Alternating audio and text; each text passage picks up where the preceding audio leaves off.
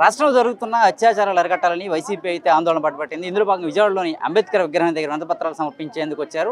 ఇక్కడ మనతో ఎమ్మెల్సీ వరదు కళ్యాణ్ గారు ఉన్నారు. ఆవిడతో మాట్లాడి మరిన్ని విషయాలు తెలుసుకుందాం. అరికట్టాలని మీరు ఇంత పెద్ద ఎత్తున ఆందోళన చేపట్టే కారణం ఏంటి? మనం చూస్తున్నాం ఈ రోజు రాష్ట్రంలో రోజుకి 70-80 కేసులు మహిళల మీద అఘాయిత్యాలు, అత్యాచారాలు, హత్యలు నమోదవుతూ ఉన్నాయి. అంటే గంటకు 3-4 కేసులు. ఈ మధ్య కాలంలో వరుస సంఘటనలు, ఇలాంటి దారుణాలు జరగని రోజు లేదు, వినని రోజు లేదు. ఈరోజు మహిళలు ఇంట్లో ఉన్న రక్షణ లేదు, బయటికి వెళ్ళిన రక్షణ లేదు, పని ప్రదేశానికి వెళ్ళిన రక్షణ లేదు, స్కూల్కి వెళ్ళిన రక్షణ లేదు, కాలేజ్కి వెళ్ళిన రక్షణ లేదు. అంత దారుణమైన పరిస్థితులు ఉన్నాయి. సంవత్సరం గడిచినా కూడా ఈ కూటమి ప్రభుత్వం అధికారంలోకి వచ్చి దీని మీద ఒక రివ్యూ చేయలేదు, ఒక చర్య తీసుకోలేదు, ఒక వ్యవస్థని వీళ్ళు పెట్టలేదు. జగనన్న గతంలో ప్రవేశపెట్టిన దిశ వ్యవస్థని ఈరోజు నిర్వీర్యం చేసేశారు.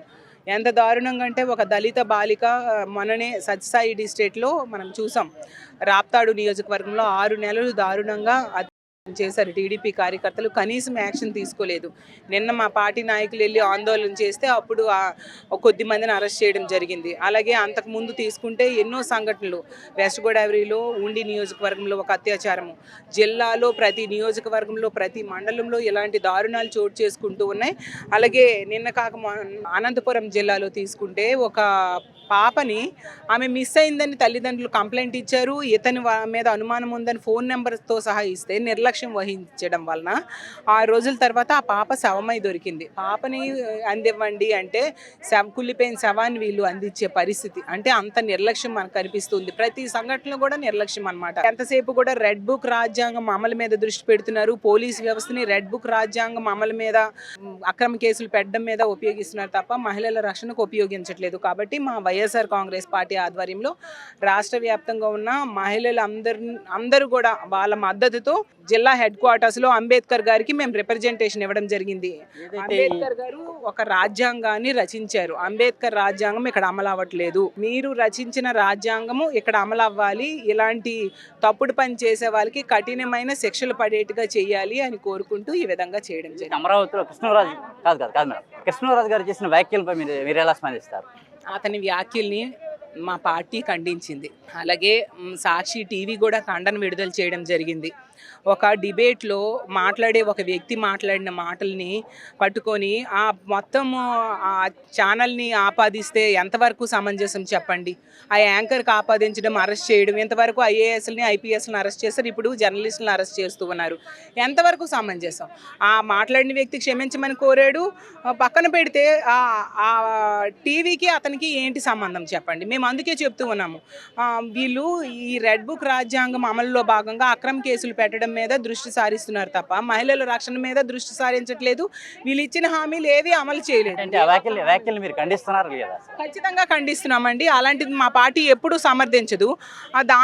దాన్ని పట్టుకొని, సంబంధం లేని ఇష్యూని పట్టుకొని మా పార్టీ మీద, మా జగన్మోహన్ రెడ్డి గారి మీద, కుటుంబ సభ్యుల మీద మాట్లాడేవి ఎంతవరకు సమంజసం చెప్పండి? రెడ్డి గారి మీద కూడా కేసు నమోదు చేయాలి, ఖచ్చితంగా క్షమాపణ చెప్పాలని చెప్తున్నాను. ఇందాక చెప్పాను కదా, ఏంటి ఒక మహిళని టార్గెట్ చేస్తూ ఇంత దిగజారుడు రాజకీయాలు మీరు చేస్తూ ఉన్నారు అని తెలియజేస్తూ ఉన్నాను. ఎందుకంటే భారతమ్మ కాలిగోటికి కూడా సరిపోని వాళ్ళు ఈరోజు ఆ భారతమ్మ కోసం మాట్లాడుతున్నారు. అసలు మీకు ఒకటే సవాల్ చేస్తున్నాను, ఏ రోజైనా ఆవిడ ఎవరి గురించైనా తప్పుగా మాట్లాడారా, ఒక రాజకీయ విమర్శ చేశారా, చులకనగా ఎదుటి వాళ్ళ గురించి ఏ మాటైనా మాట్లాడారని నిరూపించండి. ఎప్పుడూ ఆవిడ మాట్లాడలేదు. అలా అయితే టీడీపీ ఆఫీసులో కూర్చొని ఈ పట్టాభి లేదంటే ఆవిడెవరు అనిత గారు ఆవిడే కాదు చాలామంది దారుణమైన ప్రెస్ మీట్లు పెట్టారు.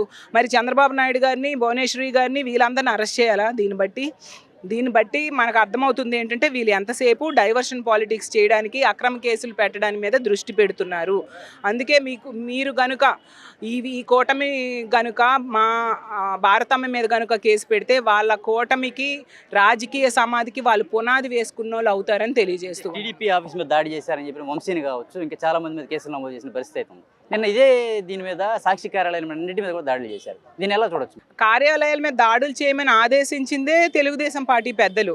చంద్రబాబు నాయుడు గారు, లోకేష్ గారు, మంత్రులు, ఆ పార్టీ ఎమ్మెల్యేలు వీళ్ళు ఆదేశాలు జారీ చేశారు. పార్టీ ఏకం డైరెక్షన్ ఇచ్చింది. కాబట్టి వీళ్ళు ఎంతసేపు కూడా వాళ్ళ పార్టీ వాళ్ళు చేసిన తప్పుల మీద కేసులు పెట్టరు. ఎంతసేపు ఎదుటి పార్టీ వాళ్ళు, ప్రతిపక్ష పార్టీ నాయకుల మీద ఏంటంటే అక్రమ కేసులు బనాయించి వాళ్ళకి అక్రమ అరెస్టులు చేయడం మీద దృష్టి పెడుతున్నారు. కూడా ఖచ్చితంగా భారతంలో స్పందించాలి. నుంచి కూడా చెప్తూ ఉన్నాము. చంద్రబాబు నాయుడు గారి డైరెక్షన్లో ముందుకు వెళ్తూ ఉన్న పరిస్థితి కనిపిస్తూ ఉంది. అందులో భాగంగా అసలు సంబంధం లేని విషయంలో ఆవిడ వ్యాఖ్యలు చేయడం చాలా దారుణం. ఏదైతే ఖచ్చితంగా ఈ విషయంలో భారతమ్మ కాలుగోటుకు కూడా విమర్శలు చేస్తున్నారు సరిపోరని, అలాగే అమరావతి రైతులపై చేసినటువంటి వ్యాఖ్యల్ని తీవ్రంగా ఖండిస్తున్నామని వరదు కళ్యాణ్ అయితే స్పష్టం చేస్తున్నారు. అలాగే జగన్మోహన్ రెడ్డి పైన కానీ, సాక్షి కేరళ పైన కానీ ఇటువంటి చేస్తున్న విమర్శలు, దాడులు కూడా అత్యంత దారుణమని, వీటిని తాము తీవ్రంగా ఖండిస్తున్నామని, భవిష్యత్తులో వీటికి ఖచ్చితంగా మూల్యం చెల్లించుకోక తప్పదని అయితే ఎమ్మెల్సీ వరదు కళ్యాణ్ గారు స్పష్టం చేస్తున్న పరిస్థితి ఉంది. వీడియో జర్నలిస్ట్ రెహమాన్తో నాని, ఉండవల్లి, ఏపీ అమరావతి, అభినవ్ భారతి, విజయవాడ నుంచి.